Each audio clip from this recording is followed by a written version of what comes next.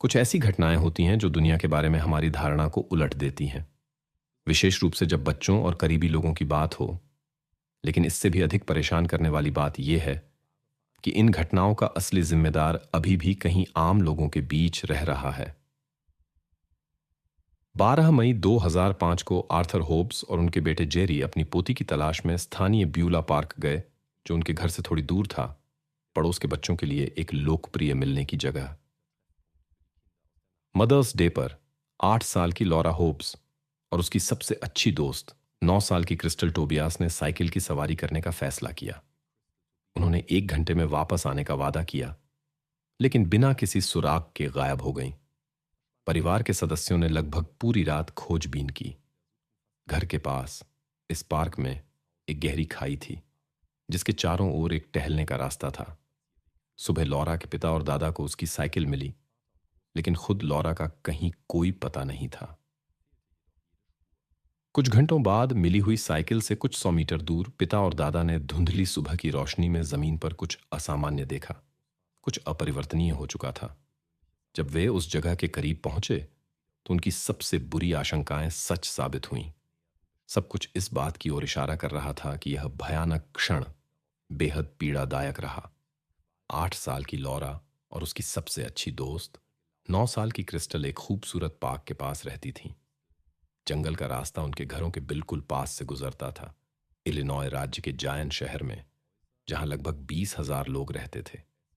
इन दुखद घटनाओं ने निवासियों को गहराई से झकझोर दिया। समाज जवाब और न्याय की मांग कर रहा था, लेकिन किसी को नहीं पता था कि यह मामला कितना असाधारण होने वाला है। पुलिस जनता की कड़ी निगरानी में थी। जांचकर्ता जानकारी इकट्ठा करने और चिंतित नागरिकों को शांत करने की पूरी कोशिश कर रहे थे। घटना के कुछ दिनों बाद लेक काउंटी की विशेष जांच टीम के प्रमुख ने बताया कि एक पहला संदिग्ध है। इस समय तक जांचकर्ता पहले ही जेरी होब्स से बात कर चुके थे, जिन्हें इस मामले से जोड़ा गया था क्योंकि वह लॉरा के जैविक पिता थे। उन्हें उसी दिन पूछताछ के लिए बुलाया गया था जब उन्हें मिला। कानून प्रवर्तकों को व्यक्ति का व्यवहार असामान्य लगा। डेटाबेस की जांच से पता चला कि जेरी को 1 महीने पहले ही टेक्सास की जेल से रिहा किया गया था और उनका अतीत कानून के साथ कई टकरावों से भरा था। इस छोटी सी अवधि में वह अपने परिवार के साथ फिर से जुड़ने और अपनी पत्नी और बच्चों के साथ रिश्ते सुधारने में कामयाब रहे। अपराध स्थल पर मिले साक्ष्य ऐसे व्यक्ति के कार्यों की ओर इशारा कर रहे थे जो पूरी तरह से अपनी मानवता से वंचित था। जांच से पता चला कि दोनों लड़कियों को एक तेज वस्तु से कई चोटें पहुंचाई गईं। साथ ही शारीरिक प्रभाव के निशान भी पाए गए। चिकित्सा रिपोर्ट में 31 तेज वस्तु के निशान दर्ज किए गए, मुख्य रूप से ऊपरी धड़ के क्षेत्र में। दोनों लड़कियों में समान चिन्ह पाए गए। लॉरा के हाथों पर विशेषज्ञों ने बचाव के निशान पाए, जो उसके निराश प्रतिरोध को दर्शाते थे। विशेषज्ञ विशेष रूप से पाई गई चोटों की प्रकृति से प्रभावित थे। उन्होंने निष्कर्ष निकाला कि जिम्मेदार व्यक्ति ने जानबूझकर और व्यवस्थित रूप से काम किया और पीड़ा को बढ़ाने के लिए प्रभाव के स्थानों का चयन किया। जब जांचकर्ताओं को लॉरा के पिता की हालिया जेल से रिहाई के बारे में पता चला तो वह तुरंत संदेह के घेरे में आ गए। हालांकि आदमी ने घटना में किसी भी भागीदारी से दृढ़ता से इनकार किया। जांचकर्ताओं ने सच्चाई जानने के लिए उनके साथ कई घंटे बिताए। उनके बयानों के आधार पर उन्होंने उस दुर्भाग्यपूर्ण दिन की घटनाओं को पुनर्निर्मित किया। लंबी बातचीत के बाद जांचकर्ताओं को एक रिकॉर्ड किया गया कबूलनामा मिला। उनके वर्णन के अनुसार जेरी और उनकी पत्नी शीला रविवार को लगभग 3 बजे घर लौटे। इस समय उनके 4 बच्चे झील पर पतंग उड़ाकर मजे कर रहे थे। लॉरा माता पिता के पास आई और अपनी दोस्त के साथ साइकिल चलाने की अनुमति मांगी। हालांकि वह अभी भी घरेलू निगरानी में थी क्योंकि उसने अपनी मां से बिना अनुमति के $40 ले लिए थे। शीला ने अपवाद बनाने का फैसला किया। जेरी इस फैसले के खिलाफ थे। अपने पति की आपत्तियों के बावजूद मां ने अपनी राय पर जोर दिया और पिता ने कोई समस्या न खड़ी करने का फैसला किया। लॉरा को 1 घंटे में वापस आने की शर्त पर घूमने जाने की अनुमति मिली, लेकिन तय समय पर वह घर नहीं लौटी। शुरू में माता पिता को कोई विशेष चिंता नहीं हुई और उन्होंने सोचा कि दोस्त खेल में व्यस्त हैं और समय भूल गए हैं। वे धैर्यपूर्वक बच्चों के लौटने का इंतजार करते रहे। हालांकि जब रात हो गई और लॉरा अभी भी वापस नहीं आई थी, चिंता बढ़ने लगी। जेरी अपनी बेटी को जाने पहचाने रास्ते पर खोजने और आज्ञाकारिता पर एक गंभीर बातचीत करने के लिए निकल पड़े। उनके वर्णन के अनुसार वह उस जगह गए जहां बच्चे आमतौर पर अपना समय बिताते थे और एक खेत के रास्ते पर चल रहे थे। वहां उन्हें वास्तव में लॉरा और क्रिस्टल मिली, जो बेफिक्री से खेल रही थीं और माता पिता के नियमों के बारे में बिल्कुल नहीं सोच रही थीं। जेरी अपनी भावनाओं को नहीं रोक सके। उन्होंने अपनी बेटी की तत्काल घर वापसी और एक आने वाली गंभीर बातचीत की घोषणा की। वह लॉरा को ले जाना चाहते थे और क्रिस्टल को अपने माता पिता के पास जाने का निर्देश दिया, लेकिन दोनों ने अप्रत्याशित जिद दिखाई और आज्ञा मानने से इनकार कर दिया। इसके बाद आदमी ने जोर देकर कहा कि अब खेल खत्म करना होगा और घर जाने का समय हो गया है। लॉरा ने धृष्टता से जवाब दिया, जिस पर पिता ने उसे बांह से पकड़ने की कोशिश की। लॉरा खुद को बचाने लगी और मांग की कि वह उसे छोड़ दें। क्रिस्टल ने भी विरोध में शामिल होकर अपनी दोस्त को अकेला छोड़ने की मांग की।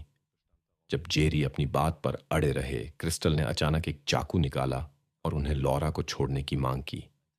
भ्रम के क्षण में लॉरा ने अपने पिता के हाथ पर दांत गड़ा दिए और वह क्रोध से अभिभूत होकर हिंसा का प्रयोग किया, जिससे लॉरा जमीन पर गिर गई। क्रिस्टल उसकी रक्षा के लिए दौड़ी, लेकिन वयस्क ने उसे बिना किसी कठिनाई के निरस्त्र कर दिया। बेटी की दोस्त ने उन पर हमला किया। इस क्षण जेरी ने एक चाकू का इस्तेमाल किया। फिर वह अपनी बेटी की ओर गए, जो खुद को बचाने की कोशिश कर रही थी, लेकिन बचाव नहीं कर सकी। जांच अधिकारी घटना में गिरफ्तार व्यक्ति की भागीदारी से आश्वस्त थे। विशेष रूप से उन्होंने घटना के ऐसे विवरण बताए जो केवल एक प्रत्यक्ष भागीदार ही जान सकता था। कानून के साथ उनके पिछले संघर्षों को देखते हुए जांचकर्ताओं के पास अपनी शंका के लिए ठोस कारण थे। जेरी होप्स का जन्म 1970 में हुआ था। उन्होंने अपनी शिक्षा पूरी नहीं की और 8वीं कक्षा के बाद स्कूल छोड़ दिया। युवक का स्वभाव अनियंत्रित था, जो उसे नियमित रूप से परेशानी में डाल देता था।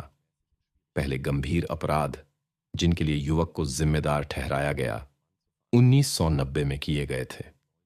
तब जेरी पहली बार कई महीनों के लिए टेक्सास की एक जेल में गए। उनके गैरकानूनी कार्यों में प्रतिबंधित पदार्थों का कब्जा और दूसरों की संपत्ति हथियाने के बार बार प्रयास शामिल थे। अगस्त 2001 में उनकी पत्नी के साथ एक घटना हुई। उस समय जेरी और शीला टेक्सास में एक ट्रेलर पार्क में रहते थे। उनके बीच एक बहस हुई, जो एक झगड़े में बदल गई। 3 पड़ोसियों ने हस्तक्षेप करने की कोशिश की। हालांकि इससे जेरी इतने क्रोधित हो गए कि उन्होंने एक बिजली का उपकरण उठाया और इन लोगों का ट्रेलर पार्क में पीछा किया। उन्हें तब तक नहीं रोका जा सका जब तक एक आदमी ने बागवानी का उपकरण इस्तेमाल नहीं किया। कुछ ही मिनटों में कानून प्रवर्तक घटनास्थल पर पहुंचे और स्थिति को नियंत्रण में लेने में सफल रहे। अपने कार्यों के लिए व्यक्ति पर विशेष परिस्थितियों में गंभीर शारीरिक चोट पहुंचाने का आरोप लगाया गया। न्यायाधीश ने 10 साल की परिवीक्षा की सजा सुनाई। हालांकि वह कभी भी परिवीक्षा अधिकारी के साथ अनिवार्य बैठकों में नहीं आया। शर्तों की यह अवहेलना परिवीक्षा के निरस्तीकरण का कारण बनी। बाद में व्यक्ति को गिरफ्तार किया गया। वहां उन्होंने 18 महीने बिताए। अपनी रिहाई के तुरंत बाद वह एक बस में चढ़े और जायन गए, जहां उनका परिवार रहता था। जेरी शीला के माता पिता के घर गए, जहां उन्होंने अपनी पत्नी और 4 बच्चों से मुलाकात की। लॉरा और 2 लड़के उनके जैविक बच्चे थे, जबकि सबसे बड़ा बच्चा शीला की पहली शादी से था। जेरी ने सभी मतभेदों को पीछे छोड़ दिया और परिवार के लिए एक नई शुरुआत में ईमानदारी से विश्वास किया। अपनी अनुपस्थिति के दौरान उन्होंने बहुत कुछ सोचा था और नए सिरे से शुरुआत करने का सपना देखा था। अपने जटिल अतीत के बावजूद शीला अभी भी जेरी के प्रति गर्म भावनाएं रखती थीं। हालांकि नियति की अन्य योजनाएं थीं। उनके पुनर्मिलन के केवल 1 महीने बाद वह मदर्स डे आया, जिसने सब कुछ बदल दिया। हर जगह लोग बारबेक्यू पिकनिक का आयोजन कर रहे थे और एक जीवंत और शांतिपूर्ण वातावरण था। उस दिन तक इस क्षेत्र में कुछ बुरा नहीं हुआ था और माता पिता अपने बच्चों को बेफिक्री से बाहर खेलने देते थे। इस रहस्यमय मामले में घटना का कोई प्रत्यक्षदर्शी नहीं था। जमानत की संभावना के बिना स्वीकारोक्ति प्राप्त करने के बाद जेरी को हिरासत में ले लिया गया। उन्होंने 2 साल से अधिक समय अलगाव में बिताया, जबकि अभियोजन पक्ष अपनी अभियोग रणनीति विकसित कर रहा था और सुनवाई की तैयारी कर रहा था। जांच के दौरान अस्पष्ट विरोधाभास और विसंगतियां सामने आईं। विशेष रूप से जेरी की कहानी ने कई सवाल खड़े किए। यह कल्पना करना मुश्किल था कि 8 से 9 साल की छात्राएं चाकू लेकर चलती थीं और एक वयस्क पर हमला करती थीं।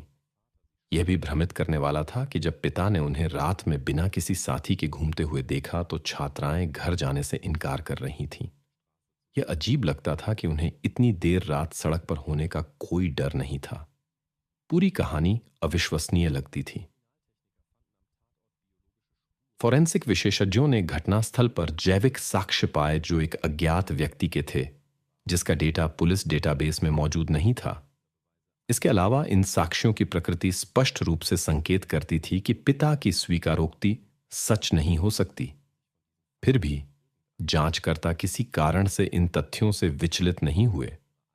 उन्होंने अपना सिद्धांत विकसित किया और अनुमान लगाया कि अजनबी के निशान इसलिए मिले क्योंकि यह एक व्यस्त क्षेत्र था। स्पष्ट रूप से ऐसी व्याख्या पूरी तरह से अतार्किक लगती थी। संदिग्ध बयानों के बावजूद अभियोजन पक्ष सफलता का विश्वास था। उनके पास जेरी की स्वीकारोक्ति थी, उनके पिछले अपराधों की जानकारी थी, इसलिए अदालती कार्यवाही का परिणाम पूर्व निर्धारित लगता था। विशेषज्ञ डेटा को गोपनीय रखा गया। पूछताछ के रिकॉर्ड जूरी को अपनी तरफ करने के लिए पर्याप्त थे। लौरा के पिता को जल्दी रिहाई की संभावना के बिना आजीवन कारावास की सजा सुनाई गई। स्थिति ने 2009 में अर्लिंगटन, वर्जीनिया राज्य में एक अप्रत्याशित मोड़ लिया। यहां 20 वर्षीय सैनिक अमांडा स्नेल रहती थी। 13 जुलाई 2009 को वह फोर्ट मायर में ड्यूटी के लिए नहीं आई। उनके वरिष्ठ बेचैन हो गए। बिना सूचना के काम से अनुपस्थित रहना उनके स्वभाव के बिल्कुल विपरीत था। नेतृत्व ने कर्मचारी की स्थिति की जांच करने का फैसला किया और उनके कुछ साथियों को अधिकारी क्वार्टर में भेजा। स्थल पर पहुंचने पर अधिकारियों ने दरवाजा खटखटाया। उन्होंने घंटी बजाई और मोबाइल पर संपर्क करने की कोशिश की। हालांकि युवा महिला ने कोई प्रतिक्रिया नहीं दी। जब उन्होंने देखा कि दरवाजा खुला है, वे अंदर चले गए। पहली चीज जिसने चिंता पैदा की, व्यक्तिगत दस्तावेज और पर्स अपनी जगह पर थे। सैनिकों ने तुरंत एक अजीब गंध महसूस की। बेडरूम में उन्होंने एक घटना के निशान और संकेत पाए कि किसी ने कीमती सामान की तलाश की थी। अलमारी में उन्हें अमांडा मिली। युवा महिला की स्थिति से पता चलता था कि उसके साथ बेहद क्रूरता से व्यवहार किया गया था। चिकित्सा परीक्षण से पता चला कि घटना खोज से लगभग 2 दिन पहले हुई थी। घटनास्थल पर जांचकर्ताओं को कई साक्ष्य मिले, जिनमें तकिए के कवर पर जैविक निशान शामिल थे। अधिकारियों ने पाया कि व्यक्तिगत वस्तुएं गायब थीं। कमरे में जूतों के निशान मिले, जो एक अजनबी व्यक्ति की उपस्थिति का संकेत देते थे। बंद परिसर को देखते हुए विशेषज्ञों ने अनुमान लगाया कि घटना में शामिल व्यक्ति की परिसर तक पहुंच थी और वहां सेवा कर रहा था। विशेषज्ञों ने जूते के मॉडल की पहचान नाइकी एयर फोर्स 1 के रूप में की। ये स्नीकर्स बेस के कर्मियों में व्यापक रूप से प्रचलित थे, जिससे खोज को सीमित करना मुश्किल हो गया। खोज कई महीनों तक बिना किसी परिणाम के जारी रही। 27 फरवरी 2010 को अमांडा जहां काम करती थी, उस बेस से 5 किलोमीटर दूर अर्लिंगटन जिले में एक परेशान करने वाली घटना हुई। सुबह सुबह 2 मास्टर्स की छात्राएं दोस्तों के साथ शाम बिताने के बाद अपने किराए के अपार्टमेंट लौट रही थीं। प्रवेश द्वार पर उनकी मुलाकात एक अज्ञात व्यक्ति से हुई, जिसने उन्हें हथियार जैसी वस्तु दिखाकर अपार्टमेंट में प्रवेश करने के लिए मजबूर किया। अपार्टमेंट में उसने बिजली के तारों से उनकी गतिविधियों को सीमित कर दिया। अज्ञात व्यक्ति ने एक युवा महिला को अपने वाहन में जबरन ले जाकर शहर से बाहर एक निर्जन स्थान पर ले गया। वहां उसने गैर कानूनी कृत्य किए, जिसके दौरान पीड़िता बेहोश हो गई। अपराधी ने उसे बर्फीली जंगल में असहाय छोड़ दिया। उसने यह नहीं सोचा था कि घटना के बाद वह होश में आ जाएगी। जब वह होश में आई, उसने सड़क तक घिसटने की हिम्मत जुटाई, जहां एक सतर्क कार चालक ने उसे देखा। उसने मदद के लिए कॉल किया। गंभीर रूप से हाइपोथर्मिया से पीड़ित छात्रा को तुरंत एक चिकित्सा सुविधा में ले जाया गया। इस समय तक उसकी दोस्त पहले ही कानून प्रवर्तन एजेंसियों से संपर्क कर चुकी थी। डॉक्टरों ने राहत के साथ बताया कि उसकी स्थिति गंभीर चिंता का कारण नहीं है। स्वस्थ होने के बाद वह तुरंत पुलिस स्टेशन गई, जहां उसने जांचकर्ताओं को महत्वपूर्ण जानकारी दी। निर्णायक था उसका हमलावर के रूप और उसके वाहन का विस्तृत विवरण। उसके अनुसार वह एक छोटे कद का लैटिन अमेरिकी मूल का व्यक्ति था, जिसका चेहरा साफ शेव किया हुआ था, जो एक चांदी रंग की एसयूवी चला रहा था। जांचकर्ताओं ने तुरंत अमांडा की घटना से समानताएं पाईं। पुलिस के पास अपराधी द्वारा छोड़े गए जैविक साक्ष्य भी थे। उसी शाम अधिकारियों ने एक व्यक्ति को गिरफ्तार किया जो वर्णित विशेषताओं से पूरी तरह मेल खाता था। वर्जीनिया राज्य के कानून के अनुसार जांच के लिए तुरंत उससे जैविक नमूने लिए गए। उसके वाहन में पीड़िता का छात्र पहचान पत्र और उसकी एक बाली मिली, जिससे संदिग्ध और घटना के बीच संबंध स्थापित हुआ। गिरफ्तार व्यक्ति को अदालती कार्यवाही शुरू होने तक हिरासत में रखा गया। किए गए डीएनए विश्लेषण और डेटाबेस से तुलना ने एक अप्रत्याशित खोज की ओर ले गया। ये आनुवंशिक निशान 2 छात्राओं लॉरा और क्रिस्टल के मामले में भी जायन शहर में 2005 में पाए गए थे। उस समय संदिग्ध वास्तव में उस क्षेत्र में रहता था। वह अभी 16 साल का हुआ था और हाई स्कूल जाता था। जांचकर्ता यह जानकर स्तब्ध रह गए कि युवक जॉर्ज टोरेस क्रिस्टल के बड़े भाई का करीबी दोस्त था। इस घटना की जांच ने एक गंभीर न्यायिक गलती को उजागर करने में मदद की। जेरी, लॉरा के पिता, ऐसे कार्यों के लिए जेल में थे जिनसे उनका कोई लेना देना नहीं था। डीएनए परीक्षण परिणामों ने जॉर्ज को 2 छात्राओं की घटना का वास्तविक जिम्मेदार पहचानने के 2 सप्ताह बाद जेरी के खिलाफ सभी आरोप वापस ले लिए गए। वास्तविक अपराधी पूरे समय एक सामान्य जीवन जी रहा था, जिससे उसे एक और हमला करने का मौका मिला, जो सौभाग्य से रोका जा सका। छात्राओं की घटना के बाद जॉर्ज ने सफलतापूर्वक स्कूल पूरा किया। कुछ महीनों बाद वह मरीन कोर में शामिल हो गया। जांचकर्ताओं का मानना था कि वह इस तरह अपने कार्यों के परिणामों से बचने की कोशिश कर रहा था। मरीन कोर अमेरिकी सशस्त्र बलों का एक महत्वपूर्ण विभाग था। संभवतः उसे उम्मीद थी कि इस तरह वह समाज के सामने अपने कार्यों का प्रायश्चित कर सकेगा। अब जांचकर्ताओं को अन्य समान मामलों में उसकी संभावित भागीदारी की जांच करनी थी। इस दौरान जॉर्ज ने हिरासत में सक्रिय रूप से स्थिति को प्रभावित करने की कोशिश की।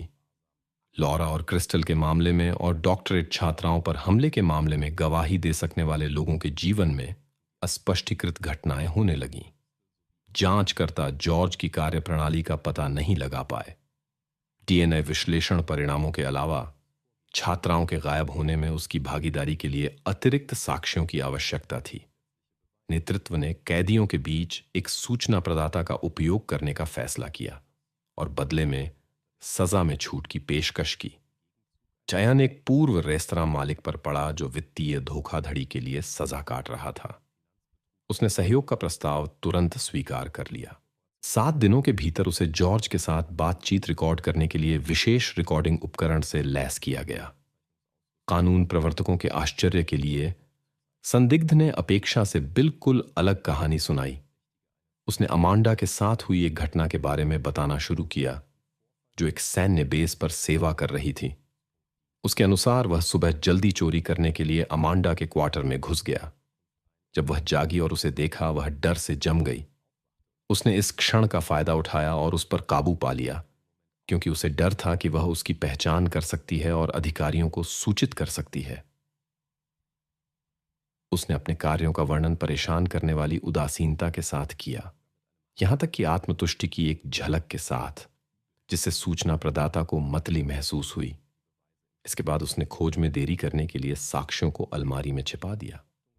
सूचना प्रदाता के अवलोकन के अनुसार उसकी कहानी सुनाने का तरीका गंभीर मानसिक विकारों वाले व्यक्ति के व्यवहार की याद दिलाता था। इन बयानों को प्राप्त करने के बाद जांच एजेंसियों ने अमांडा के मामले की जांच फिर से शुरू की। पता चला कि जॉर्ज वास्तव में घटना के समय पीड़िता के साथ सेवा कर रहा था और उसी कॉरिडोर के बगल के कमरे में रहता था। उसके कमरे की तलाशी में एक हथियार और अनुचित सामग्री वाला कंप्यूटर मिला। जांचकर्ताओं ने उसके Nike air force one sneakers भी पाए, जिनका सोल पैटर्न अमांडा के मामले में मिले निशानों से मेल खाता था। डीएनए विश्लेषण ने संदिग्ध की भागीदारी की पुष्टि की। जांचकर्ताओं ने समान मामलों में जॉर्ज के संभावित संबंधों की सावधानीपूर्वक जांच की, लेकिन कोई अतिरिक्त साक्ष्य नहीं मिल सके। अपराधी से मुठभेड़ से बची डॉक्टरेट छात्रा के मामले में अदालती कार्यवाही दिसंबर 2010 में शुरू हुई। उसे कई आरोपों में दोषी पाया गया। अपहरण, गंभीर हमले और प्रथम श्रेणी की शारीरिक चोट का प्रयास। अदालत ने आजीवन कारावास की सजा सुनाई। ये कई मुकदमों में से पहला था। अमांडा स्नेल के मामले की सुनवाई 2014 में शुरू हुई। अभियोजन पक्ष द्वारा रिकॉर्डिंग उपकरण से जॉर्ज का रिकॉर्ड किया गया बयान और डीएनए विश्लेषण परिणाम प्रस्तुत करने के बाद जूरी ने सर्वसम्मति से आरोप का समर्थन किया। उसी वर्ष मई के अंत में अदालत ने अधिकतम संभव सजा सुनाई। नवंबर के मध्य में उसे इलिनॉय राज्य के लेख जिले में स्थानांतरित कर दिया गया, जहां लॉरा और क्रिस्टल के मामले में मुकदमे में भाग लेना था। पहले से सुनाए गए फैसले के बावजूद अभियोजक ने पीड़ितों और उनके परिवारों की याद में ये सुनवाई आवश्यक मानी। मुकदमा सितंबर 2018 के मध्य में शुरू हुआ। आरोपी ने अपना अपराध स्वीकार करने का फैसला किया। उसने मुकदमे से इनकार किया और 2 छात्राओं के गायब होने में अपनी भागीदारी स्वीकार की। प्रत्येक अपराध के लिए अदालत ने 50 साल की कैद की सजा सुनाई। फिर भी अधिकतम सजा प्रभावी रही। वह वर्जीनिया की जेल में वापस लौट गया, जहां वह सजा के क्रियान्वयन की प्रतीक्षा कर रहा था। जबकि मामले की समीक्षा और अपील अभी चल रही थी, 2021 में राज्य में मृत्युदंड समाप्त कर दिया गया। अब जॉर्ज बिना समय पूर्व रिहाई की संभावना के अपने शेष दिन जेल में बिता रहा है। केवल एक महत्वपूर्ण सवाल बाकी था। कैसे पीड़ितों में से एक का जैविक पिता स्वेच्छा से इस मामले की जिम्मेदारी ले सकता था? 2005 में जेरी ने अपनी मां को घटनाओं का एक संक्षिप्त संस्करण बताया। उसने बताया कि कानून प्रवर्तन अधिकारियों ने पूछताछ के दौरान उसे निराशा की स्थिति में पहुंचा दिया था। बाद में न्याय बहाली के बाद पत्रकारों से बातचीत में उसने उस समय की अपनी स्थिति का विस्तृत वर्णन किया। उसके अनुसार जब जेरी को अपनी बेटी की घटना के बारे में पता चला, तब वह 24 घंटे से अधिक समय से नहीं सोया था, जिसने उसकी मानसिक स्थिति को पूरी तरह हिला दिया, जिसका 24 घंटे की पूछताछ के दौरान जांचकर्ताओं ने फायदा उठाया।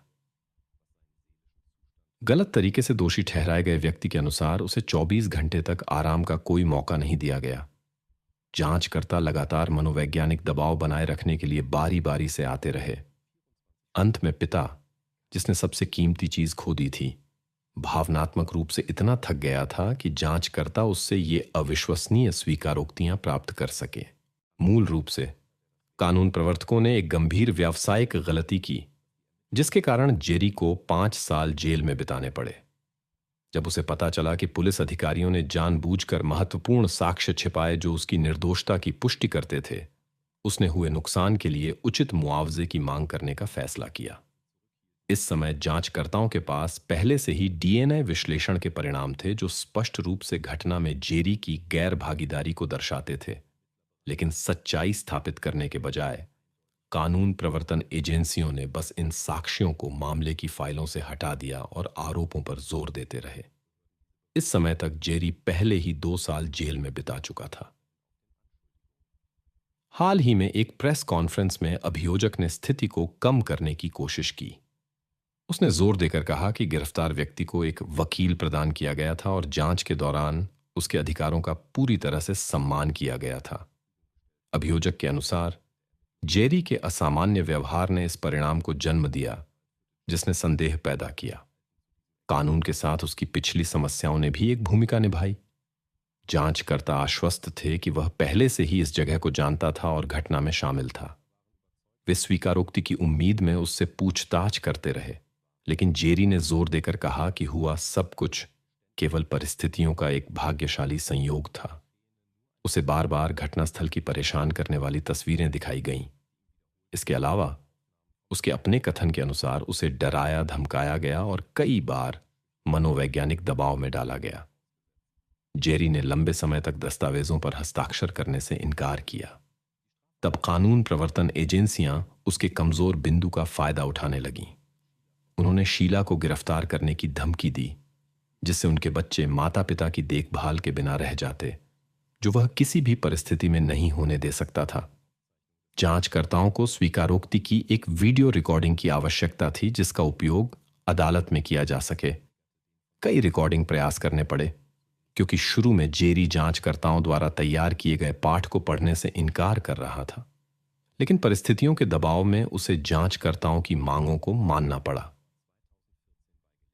अनुचित कैद का मामला फरवरी 2014 में निपटाया गया। अदालत ने $6 मिलियन से अधिक का मुआवजा दिया, लेकिन जेरी खुद पैसे को अपनी सबसे बड़ी जीत नहीं मानता। उसकी राय में अधिक महत्वपूर्ण यह है कि गलत फैसले के इस मामले ने लेख जिले में कानून प्रवर्तन प्रणाली में व्यापक सुधार को प्रेरित किया, क्योंकि जब एक निर्दोष व्यक्ति सलाखों के पीछे था, वास्तविक अपराधी अन्य लोगों के खिलाफ अपनी अवैध गतिविधियां जारी रखे हुए था। यह व्यक्ति अब हिरासत में है और समाज के लिए कोई खतरा नहीं है। जांचकर्ताओं का मानना है कि उसके अपराधों की सूची बहुत लंबी हो सकती है। इसी तरह प्राप्त की गई अन्य स्वीकारोक्तियों की समीक्षा की गई। यह पता चला कि 4 और निर्दोष पुरुषों को अनुचित रूप से दोषी ठहराया गया था और डीएनए परीक्षणों ने उनकी निर्दोषिता की पुष्टि की। इन 4 नागरिकों ने कुल मिलाकर 75 साल जेल में बिताए, लेकिन अब उन्हें अपनी आजादी मिल गई है।